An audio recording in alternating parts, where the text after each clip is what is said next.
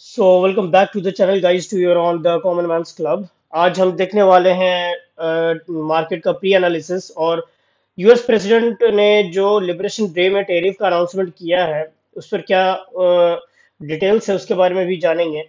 Okay, so before that I would request you to please subscribe like and share to my channel. Okay, आप लोग बहुत दिन से इस डेट का इंतजार कर रहे थे। Second of April according to US का डेट, इंडिया के डेट के हिसाब से हो जाएगा थर्ड ऑफ अप्रैल। ओके, तो हम सब वेट कर रहे थे कि क्या इस टैरिफ में आने वाला है। बहुत लोगों ने ये अनुमान लगाया था कि कुछ खास आने वाला है नहीं, ऑलरेडी मार्केट्स ने फैक्टर इन कर लिया है। ओके, सो ऐसी बात नहीं है, बहुत कुछ ऐसी नेगेटिव न्यूज आई है जो मार्केट को ऑलमोस्ट क्रैश करके रख दी है। इन्होंने लिबरेशन डे के नाम पे, लिबरेशन डे जरूर इनका यूएस का इन्होंने चालू किया, बस बट इन्होंने एक ट्रेड वॉर ही चालू कर दिया ऑलमोस्ट, क्योंकि इन्होंने इतने तरह के टैरिफ लगा दिए हैं, तीन तरह के बेसिकली लगाए हैं, जिसके कारण वर्ल्ड के सारे इकोनॉमीज पे बहुत ही बुरा प्रभाव पड़ने वाला है। यूएस पे तो खुद रिसेशन का प्रभाव पड़ने वाला है ही, इन्फ्लेशन बहुत ज्यादा वहाँ हाई होगा। सो देखते हैं इन्होंने क्या किया है। See, at about 2 o'clock in the morning, हम सब इंडियन टाइम के हिसाब से मैं बात कर रहा हूँ, 2 o'clock इन द मॉर्निंग, उस समय पे गिफ्ट निफ्टी बहुत बेहतरीन चल रहा था। ये मॉर्निंग 2 o'clock का टाइम है। ओके, सो उस टाइम पे गिफ्ट निफ्टी जो, देखिए ये 2 o'clock का मैंने टाइम यहाँ पे दिखा रखा है। ये 2 o'clock में मॉर्निंग बहुत अच्छा कुछ चल रहा था गिफ्ट निफ्टी, परंतु उसके बाद जो है, क्या हो गया इसको, जस्ट अ मिनट, उसके बाद जो है ये ऑलमोस्ट क्रैश सा ही कर जाता है। गिफ्ट निफ्टी 300 पॉइंट डाउन चला जाता है। देखिए इस हाई को लगाने के बाद इतना डीप सेल ऑफ आया। ठीक है, उसके बाद मार्केट जरूर 6:30 इन द मॉर्निंग को, गिफ्ट निफ्टी की बात कर रहा हूँ मैं, थोड़ा सा रिकवरी तो जरूर दिया है, लेकिन ये उतनी कोई खास रिकवरी दिया नहीं है। ठीक है, तो ये इतना मैसिव जो फॉल हुआ है गिफ्ट निफ्टी में, ये और एशियन मार्केट्स भी बहुत ज्यादा फॉल हुए हैं। यूएस के फ्यूचर्स इनिशियली इस टाइम तक, यानी कि इंडियन टाइम के हिसाब से 2 बजे तक, और यूएस के टाइम के हिसाब से 4:30 to 5 PM तक, यूएस टाइम के हिसाब से सब कुछ ठीक ठाक चल रहा था। ठीक है, यूएस फ्यूचर भी ऊपर जा रहे थे, यूएस फ्यूचर्स की बात कर रहा हूँ।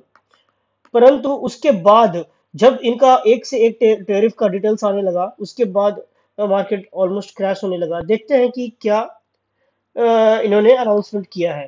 देखिए, सबसे पहली बात तो इन्होंने जो 10% तो फ्लैट टैरिफ सब चीज पे लगा दिया। कोई भी कंट्री हो, यूएस इंपोर्ट पे 10% की flat tariff on all US import. ये कब से लागू हो जाएगा? तो 5 अप्रैल से ये लागू हो जाएगा, पहली चीज इन्होंने अनाउंस कर दी।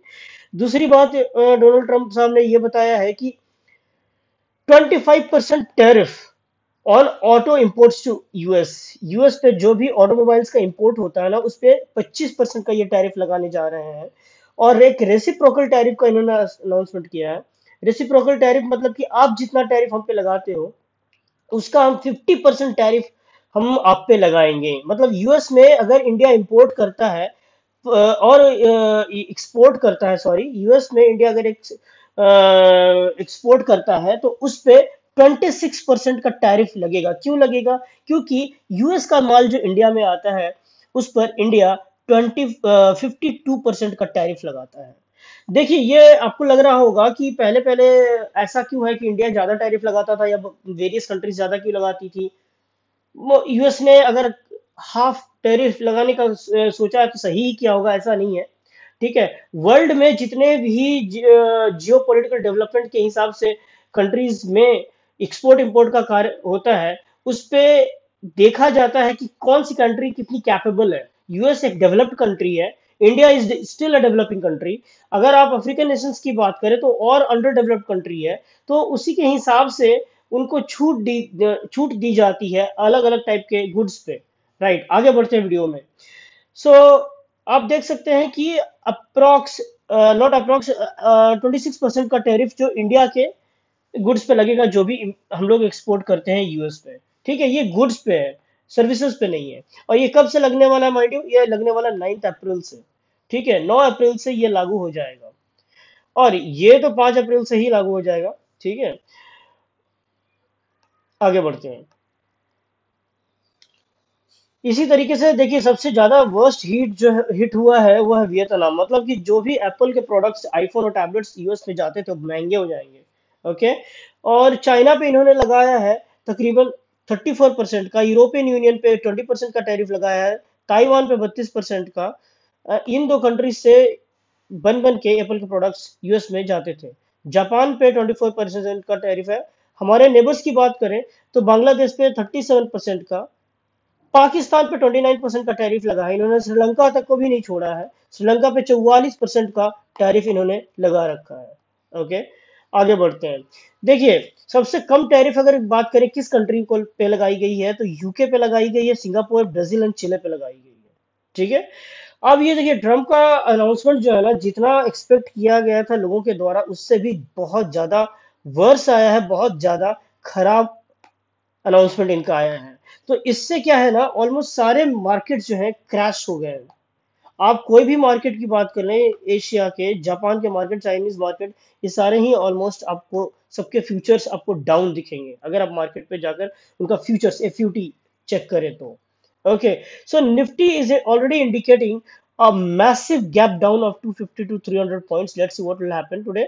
ओके। और दूसरी चीज ये है कि ऑल इकोनॉमीज जो है या तो इस पर रिस्पॉन्ड करेंगे, आज रिटेलिएट करेंगे। मतलब चाइना, साउथ कोरिया, जापान, तीनों ऑलरेडी एक कार्टेल बना के यूएस के प्रोडक्ट्स पे टैरिफ लगाने वाला था। इंडिया को भी इनवाइट किया, इंडिया ने मना कर दिया था। देखते हैं कि इंडिया इसका क्या स्टैंड होगा इस पे। ओके, तो ये सब अब तक के जियो पॉलिटिकल डेवलपमेंट इस क्षेत्र में हुए थे। ठीक है। आप ये देख सकते हैं या तो कुछ कंट्री सरेंडर कर सकती है या इंडिया सरेंडर करता है या नहीं, ये भी हम लोग देखेंगे आज को। और आज को एडीआर का डेटा मैं इसलिए स्क्रीनशॉट नहीं डाला हूँ। ADR, American depository receipt, Indian ADR को देखने का कोई पॉइंट नहीं है, क्योंकि जब मार्केट जो है अगर फंडामेंटल्स पे काम कर रहा हो, न्यूज पे काम कर रहा हो, तो टेक्निकल्स देखने का कोई पॉइंट नहीं होता है। अब हम जरा इंडिया के आईटी सेक्टर की बात करें जो वर्स्ट हिट होने वाला है। इंडिया का आईटी सेक्टर का सबसे ज्यादा इंपैक्ट होगा, सबसे ज्यादा इंपैक्ट होगा फ्रेंड्स। क्यों होगा? क्योंकि इंडिया का ना सबसे ज्यादा रेवेन्यू हम लोग कहाँ से लाते हैं, तो यूएस में एक्सपोर्ट करके। सॉरी, मैं फार्मा की बात कर रहा था, फार्मा सोच के आईटी का बोलते हैं। आईटी का डिस्कशन पहले करता हूँ, फिर फार्मा के बारे में बात करूंगा।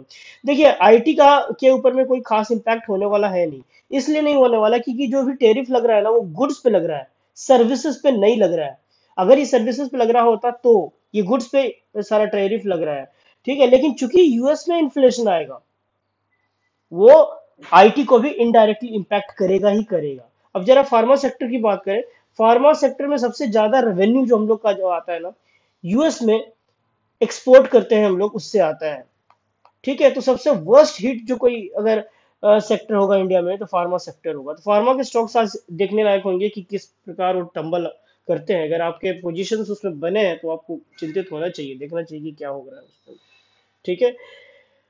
ओके, क्यों क्यों इस पे होगा? क्योंकि डायरेक्टली 26% का टैरिफ लगेगा, रेसिप्रोकल टैरिफ के हिसाब से 26% का डायरेक्ट टैरिफ फार्मा जो प्रोडक्ट है उस पे जाएगा।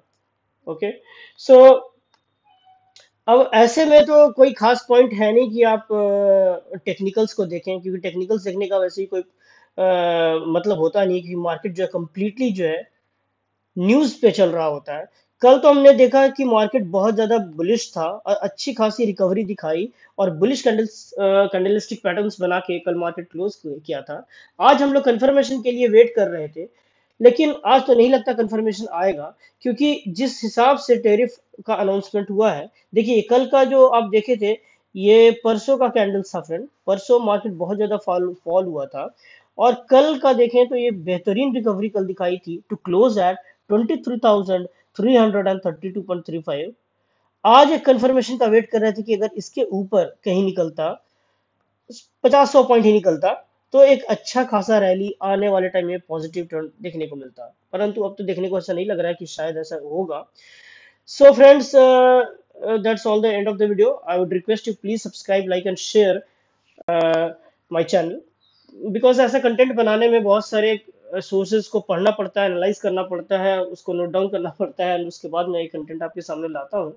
सो I would request you please subscribe, like and share to my channel. Thank